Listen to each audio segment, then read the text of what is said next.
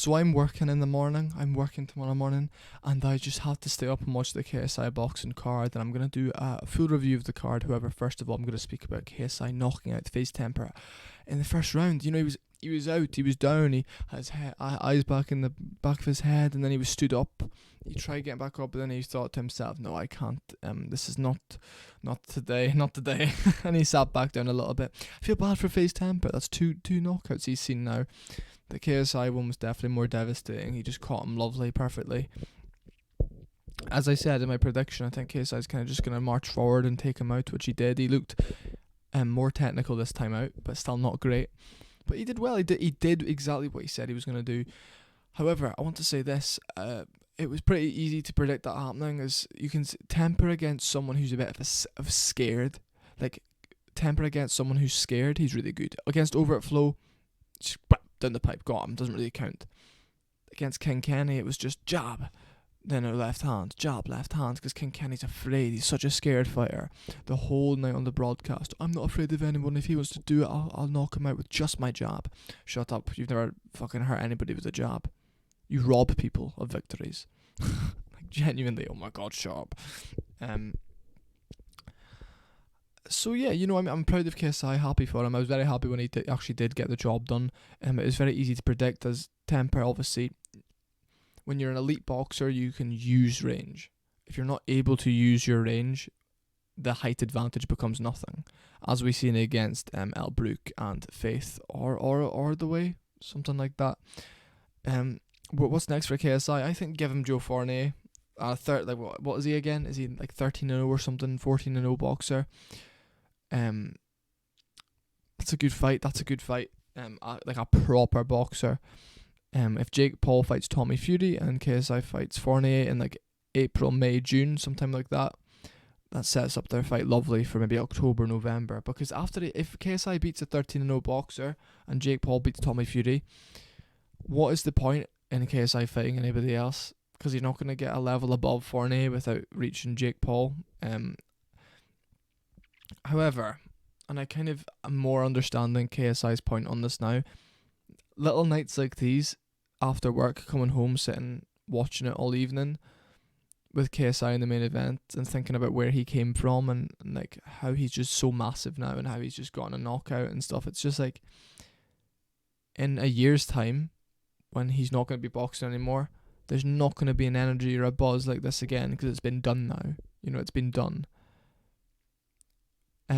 Which really makes it real. Like, it makes it real. But anyway, we're going to talk a little bit about the fight. They both come out. They both get to the centre of the ring. KSI kind of just marched him down a little bit. You know, he kind of got a bit sloppy up against the ropes at one point and kind of fell to the side. Not fell, like he was leaning to the side a little bit. And Temper was trying to kind of scuff him around the head, and he just kept walking forward. You know, he has this kind of bulldozer mentality, and it's like he's doing a little march whenever he's like coming in. He kind of moves his arms like this, just waiting. He's not naturally athletic, but he's got a big, strong build.